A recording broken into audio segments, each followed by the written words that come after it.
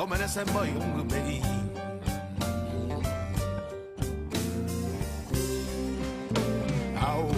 your medicine,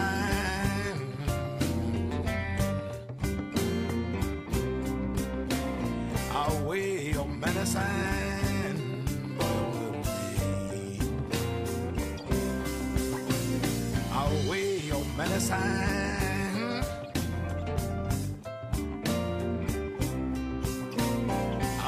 your medicine.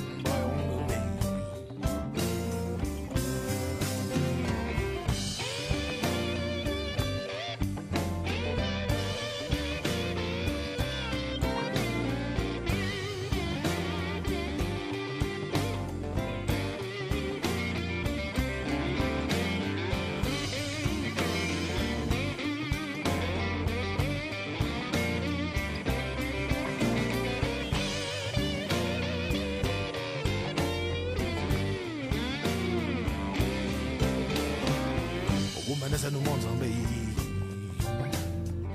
Won't you more you and me? Woman is a woman's on me.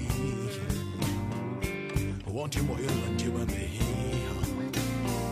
Your man is a boy on me. Bush wouldn't show me. Your man is a boy on me. Bush wouldn't show me. Your medicine, hold on. Your medicine, by on me.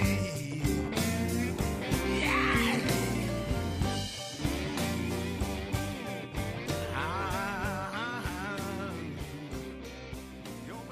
Alors, mesdames, messieurs, bienvenue. Bienvenue à ce sommet de la beauté divine qui est organisé ici même dans les locaux de l'université Paris-Dauphine. Alors, ce sommet, en fait, c'est tout à fait le sommet, en fait, organisé donc en partenariat avec Dauphine Alumni. Donc, ce sont les anciens de Paris-Dauphine, Dauphine Alumni Afrique et les amis de Cinération. Donc, nous avons tout à fait le plaisir de vous convier ici, dans ce salon professionnel des produits dits, j'ouvre les guillemets, ethniques.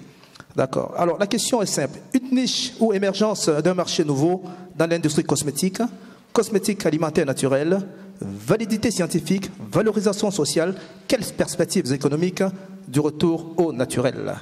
Alors, ce salon est organisé en fait en 4 phases. La première phase, c'est un colloque.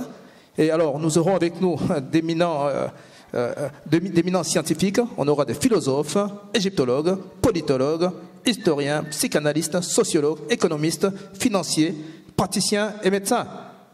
Là, je pense qu'on peut dire que c'est un salon de la crédibilité en fait scientifique.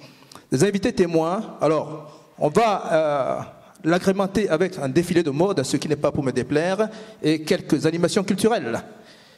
Alors, ce sommet, en fait, finalement, ce n'est pas un sommet qui divise, c'est un sommet qui rassemble. C'est le sommet de l'agrégation des beautés. Alors, nous allons sortir de la théorisation, nous allons sortir des livres et on va aller sur le terrain. Alors, simplement une chose, quand je regarde la liste des intervenants ici, rendez-vous compte, j'ai comptabilisé rapidement, on veut quelques chiffres, à eux seuls, ils comptabilisent plus de 500 ans d'expérience ici en Occident. Ils comptabilisent plus de 1000 ans de connaissances sur l'Afrique, et c'est le sommet, bien sûr, éthique, et c'est le sommet tout à fait, tout simplement, économique. Alors, pour démarrer, en fait, ici, on va démarrer en laissant la parole à la princesse Gillette Lowatt, qui est la présentatrice ici, alors la patronne. Tout est parti de son cerveau, hein, c'est pas peu dire. Notez simplement, cette dame est entrepreneur. Alors, 97% des personnes aimeraient entreprendre, seuls simplement 9% le font. Donc, il se passe quelque chose sur les 90%. Peut-être pour nous expliquer pourquoi. Elle est très innovante, elle a pris des risques. Notez que c'est une ancienne de Paris-Dauphine, financière, qui a même réussi à nous offrir un ouvrage de la finance. Et qu'est-ce que j'apprends? C'est qu'elle est cosmétologue. Alors, elle a mis en pratique la théorie, elle est surtout partie dans son pays, récupérer toutes les techniques ancestrales et les a mis au profit des autres. Alors, ce salon, madame, c'est le salon, vous êtes aussi membre d'ailleurs du comité scientifique de Dauphine Afrique, et surtout, vous voulez en fait lier le bien-être des populations et la richesse des nations.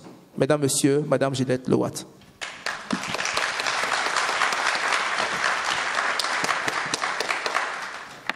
Merci Mathias.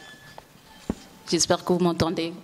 Je vous remercie, je vous dis bonjour à tous ceux que j'ai pas vus en entrant, et vraiment je vous remercie du fond du cœur d'être venus. C'est un sujet qui me touche beaucoup. Ce jour, on l'a organisé, ça vient du cœur. C'est un cri que je lance à notre population. Et ce que je voudrais, c'est que tout Africain qui va venir là, toute personne qui se sent concernée par ce sujet, tout descendant afro-caribéen, en sortant d'ici, soit fier d'être noir.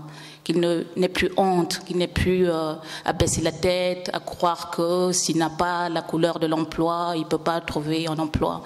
Ce sommet, je l'ai fait un peu différemment des autres, parce que c'est pas la peine de refaire ce qui est déjà fait. Jusque-là, on a des festivités autour de l'Afrique, c'est des shows, c'est Sois belle et tais-toi. Et pourtant, dans notre population, on a pas mal de gens qui ont un cerveau, qui vont quand même au-delà du plastique. Donc, j'ai voulu qu'on réfléchisse sur ce qui nous est arrivé. Comment est-ce qu'on a fait pour arriver à un point où on a carrément un rejet de nous-mêmes? Pourquoi beaucoup sont dans cette situation-là? D'autres le sont, enfin la plupart est dans cette situation mais ne s'en rend même pas compte. Qu'est-ce qui a pu se passer dans notre vie, dans notre histoire? Et comment est-ce qu'on peut redémarrer? Comment est-ce qu'on peut aller de l'avant? Ce qui m'a toujours... Le point essentiel, c'est qu'on a une richesse, une mine d'or, mais on ne l'exploite pas. Et on est toujours à pleurnicher, à se dire oui, les autres n'ont pas fait pour nous, on n'a pas ci, c'est parce qu'on nous refuse les médias, c'est parce qu'on ne nous donne pas ci, c'est parce qu'il y a toujours une raison. Et pourtant, il suffit d'analyser la chose autrement, au lieu de voir la bouteille à moitié vide, de voir le verre à moitié plein. Si on voyait le côté plein du verre, on ferait vraiment de très très grandes choses. Donc, voilà, la thématique donc, de ce jour, c'est donc l'émergence du marché des produits dits ethniques, comme on le dit. Pourquoi ethnique? Ethnique pour qui? Dans l'industrie de la cosmétique, a suscité le développement d'initiatives, d'actions commerciales et d'entreprises variées originales. Donc, dans ce registre, les techniques ancestrales et séculaires dites ancestrales ont jusque-là prouvé une efficacité dans le traitement des peaux noires et des cheveux crépus.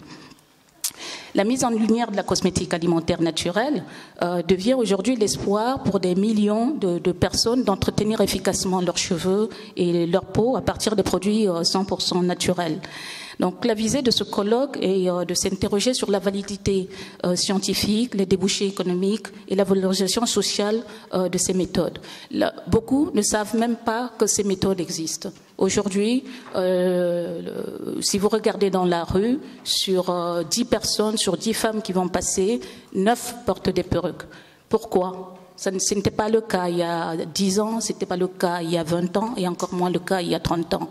Qu'est-ce qui s'est passé? Pourquoi aujourd'hui on a du mal à être nous-mêmes? Pourquoi est-ce qu'aujourd'hui on est obligé de porter un masque pour sortir?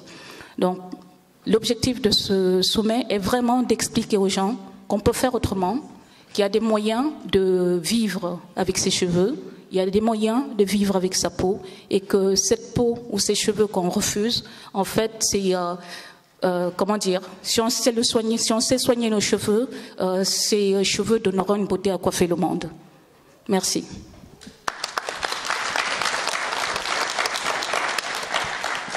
Alors, vous venez d'entendre des propos d'un diamant brut et surtout, nous allons vous proposer maintenant une petite vidéo, le cheveu afro.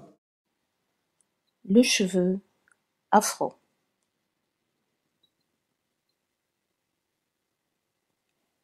Les 3 types de chevelure laguneuse. Le cheveu afro de naissance est soit ondulé et ou bouclé, soit légèrement raide. Ce cheveu afro de naissance frise plus ou moins en poussant.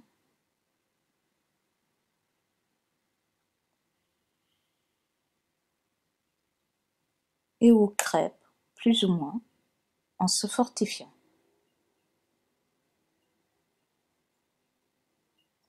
La pratique des techniques ancestrales africaines par le Centre de recherche belga de Watt prouve que naturellement la chevelure afro est un mélange de cheveux bouclés, ondulés et légèrement raides.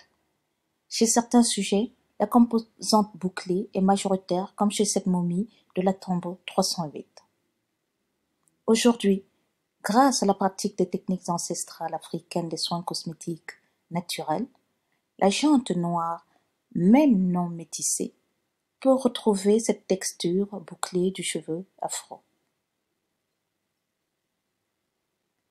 La présence de gras dans les cheveux de cette momie a fait dire aux chercheurs que les hauts dignitaires de l'Égypte antique tels que la reine Nojmet ont dû utiliser des produits gras pour garder leur chevelure coiffée dans l'au-delà. Or, les recherches du Centre belga de Watt démontrent que pour maintenir la texture normale de naissance du cheveu afro qui est à tendance sèche, il lui faut un apport permanent en gras. Et le type de cheveux de cette momie n'est point une coiffure comme l'ont cru les chercheurs, mais tout simplement la version ondulée du cheveu afro sain et normal, tel qu'on le voit ci-contre. Il peut également arriver que la composante lisse du cheveu afro soit majoritaire, comme chez cet homme Béja du Soudan, ou encore chez Ginger, mort depuis plus de 5000 ans et qui est la momie la plus ancienne nommée d'après sa couleur de cheveux gingembre. Enfin, les cheveux naturels composant cette perruque ancienne sont bien des cheveux afro. La qualité de ces cheveux correspond bel et bien aux cheveux afro normal et sains, tels qu'on peut le voir ci-contre ou aux cheveux de Samburu du Kenya. Alors, on est en droit de se demander comment les Noirs ont perdu la mémoire du traitement de leur chevelure en la laissant se dégrader au point de devenir le cheveu crépus contemporain ultra sec qui est pratiquement incoiffable. Car voici la texture normale du cheveu afro telle que les recherches et les résultats du Centre belga de Watt de prônent grâce à la cosmétique alimentaire naturelle issue des techniques ancestrales africaines.